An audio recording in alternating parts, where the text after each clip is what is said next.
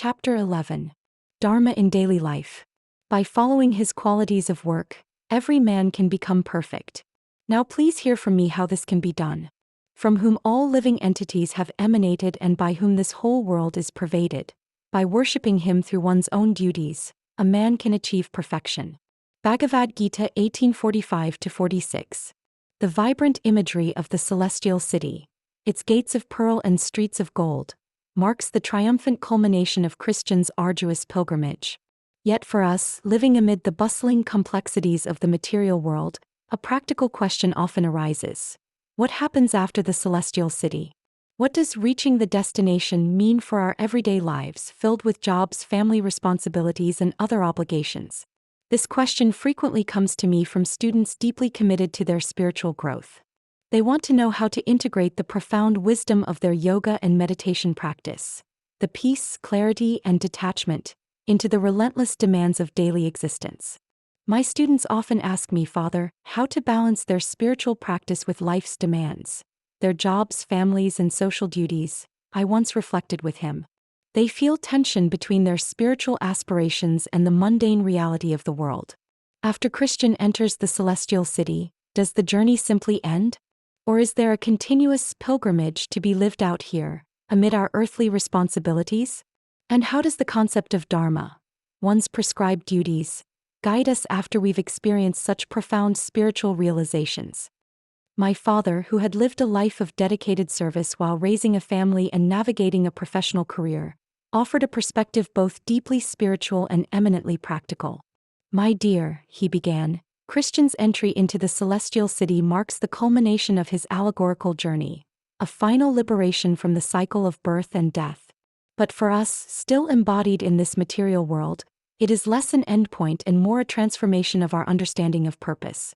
The spiritual journey does not negate our worldly duties. Rather, it elevates them. It teaches us how to engage in the world without being entangled by it, by understanding and performing our svadharma, our own prescribed duties, in a spirit of divine consciousness. Understanding svadharma. The concept of svadharma is central to the Bhagavad-gita, my father explained. It refers to one's own unique, inherent duties, generally aligned with one's nature and position in life. Lord Krishna explicitly states, it is far better to discharge one's prescribed duties, even though they may be faulty, than another's duties. Destruction in the course of performing one's own duty is better than engaging in another's duties, for to follow another's path is dangerous. This doesn't mean we should cling to material designation.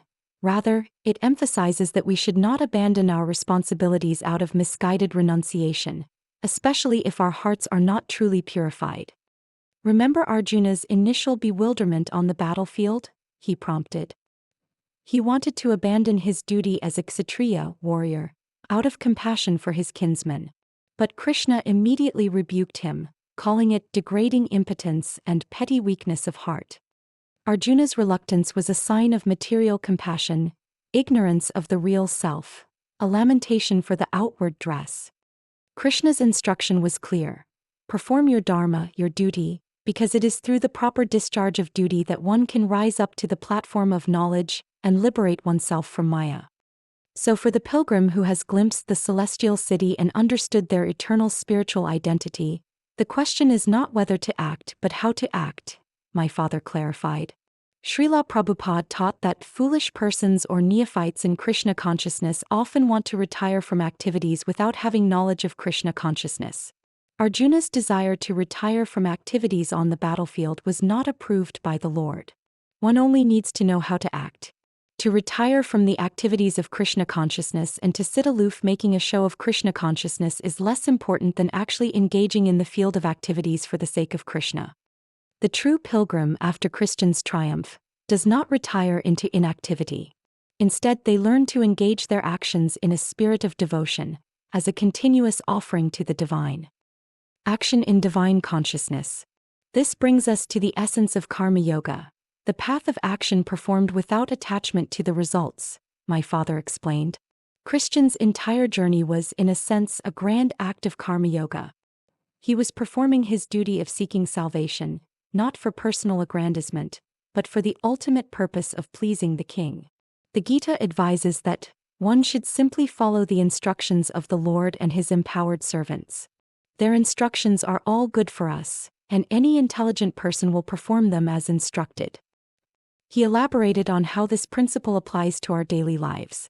Every action, whether working at a job, caring for family, or maintaining one's home, can be transformed into a spiritual act if performed in the right consciousness. The Gita states, "From whom all living entities have emanated and by whom this whole world is pervaded, by worshipping him through one's own duties, a man can achieve perfection." This means that by dedicating the fruits of our labor or even the labor itself to the Supreme Lord, we free ourselves from the bondage of karma. We are no longer accumulating a burden on our back, but are, in fact, purifying our consciousness. Lord Krishna himself, despite being the Supreme Personality of Godhead with no prescribed duty and nothing to be gained, engages in work with great care, my father recounted. Why? Because, if I did not engage in work, certainly all men would follow my path. This sets the example for us. A true spiritual leader, an acharya, should behave properly even before he begins teaching, and must follow the principles of sastra, scripture, to reach the common man.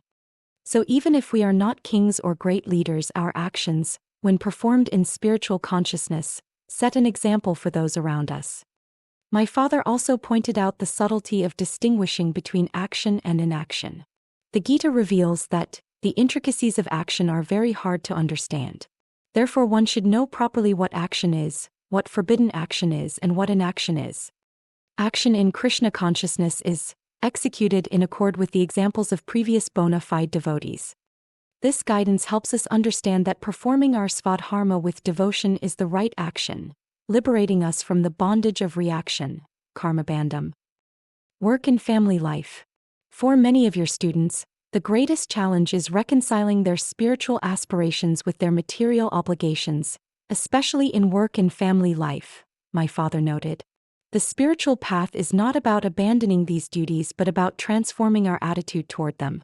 Lord Krishna advises, as the ignorant perform their duties with attachment to results, similarly the learned may also act, but without attachment, for the sake of leading people on the right path. In a family setting, he continued, one's duty to spouse, children, or elders can be seen as an opportunity for selfless service. Providing for one's family, offering them affection and guiding them spiritually, all while remembering that the Supreme Lord is the ultimate provider and sustainer, elevates these actions. The same applies to one's profession. If one works diligently and honestly, offering the fruits of that labor to the Supreme or using that income to support spiritual endeavors, the work itself becomes a form of worship. The Gita emphasizes that a Krishna-conscious person does not do anything which is not conducive to development of Krishna consciousness. He may even act exactly like the ignorant person. But one is engaged in such activities for the satisfaction of his sense gratification, whereas the other is engaged for the satisfaction of Krishna. This is the key distinction. My father also reminded me of the warning against disrupting the minds of those who are not yet spiritually advanced. Lord Krishna advises, "Let not the wise disrupt the minds of the ignorant who are attached to fruitive action." They should not be encouraged to refrain from work, but to engage in work in the spirit of devotion. This means we should be compassionate and tactful. Instead of telling someone to abandon their material duties, which they may not be ready for, we can inspire them to perform those duties with a more devotional attitude, gradually introducing them to the idea of offering their work to a higher purpose. The devotees, however, are sometimes more kind than the Lord, and take risks to engage even ignorant men in Krishna consciousness, understanding its absolute necessity for all human beings. Cultivating equipoise. The constant demands of daily life can easily disturb the mind, especially in our fast-paced modern world, I remarked. How does one maintain that inner peace, that sense of spiritual connection when confronted with stress, deadlines, or family conflicts? This is where the concept of a sage of steady mind, stated Hermuni, becomes paramount, my father replied. Lord Krishna describes such a person, one who is not disturbed in mind even amidst the threefold miseries or elated when there is happiness, and who is free from attachment, fear, and anger, is called a sage of steady mind. This state is not achieved by avoiding life's ups and downs but by developing an internal resilience, an unshakable connection to the eternal soul and the Supreme Lord. He then elaborated on the practical aspects of this equanimity. The Bhagavad-gita further details the qualities of such a devotee. Equal to enemy and friend, also equal in honor and dishonor, equal in cold and heat, happiness and distress, free from all association. He is always silent and satisfied with anything. He does not care for any residence, he is fixed in knowledge and engaged in devotional service. Such a person is very dear to me. This equal vision, Samabuddhi, extends even to the pious as well as the sinners. To achieve this, the constant practice of Krishna consciousness is key, my father stressed. It's about continuous thinking of the Supreme Lord, which makes him pure by nature. Therefore, the chanting of Hare Krishna mantra should be continued without stoppage. This will protect a devotee from all accidental fall-downs. He will thus remain perpetually free from all material contaminations. This practice helps one develop dhyana, meditation, and jnana, knowledge, leading to peace of mind and renunciation of the fruits of action. The mind is flickering, agitating, strong, obstinate, but through practice and detachment, abhyasa and vairagya, it can be controlled. This mental control is a continuous effort, but it is made joyful and accessible through devotional service. Christian's entire journey with its trials and triumphs was a preparation for this internal state. He learned to tolerate non-permanent appearances and disappearances of happiness and distress, just as a religious person tolerates the cold of winter baths or the heat of summer cooking to perform their duties. The ultimate goal is to liberate oneself from the clutches of Maya, illusion, through knowledge and devotion. Integrating Dharma into modern life. My father's wisdom on Dharma and Karma Yoga has fundamentally transformed my perspective, both on my own life and on how I guide my students. It has dissolved the artificial tension between spiritual aspiration and worldly responsibility, revealing them to be two sides of the same coin when approached with the right consciousness. I now teach my students that their lives are not an interruption to their spiritual path but rather the very arena for its practice and perfection. Their jobs, families, and daily interactions, these are not distractions to be endured but opportunities for seva, selfless service, and for cultivating divine consciousness. I encourage them to identify their unique svadharma and to perform it with excellence, not for personal gain but as an offering to the Supreme. We explore how to infuse even the most mundane tasks with spiritual intent.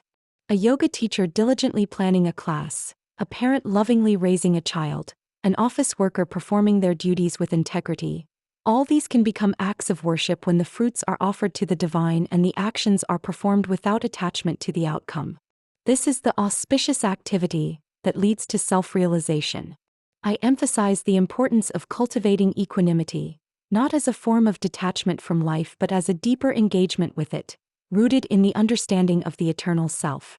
We practice mindfulness not just on the meditation cushion but in the midst of daily chaos, so that the mind, which can be agitating, can be trained to be a friend rather than an enemy. My father's analogy of the coal in the fire reminds us that while personal practice is essential, the communal fire of satsanga, holy association, provides the sustained heat and light needed to keep our spiritual spark burning brightly. It is in the company of other sincere seekers that we find the inspiration, guidance, and support to transform our daily lives into a continuous, joyful pilgrimage. The journey to the celestial city is not over when the story ends. It continues every day in every action as we strive to live in divine consciousness, recognizing that the eternal King pervades this whole world and is worshipped through our own duties. Just as Christian found strength and direction in every encounter and every trial, so too can my students find spiritual meaning and growth in every aspect of their lives. The path, illuminated by Dharma, allows them to become perfect transcendentalists, even amidst the apparent poison of material existence, turning it into nectar through self-realization.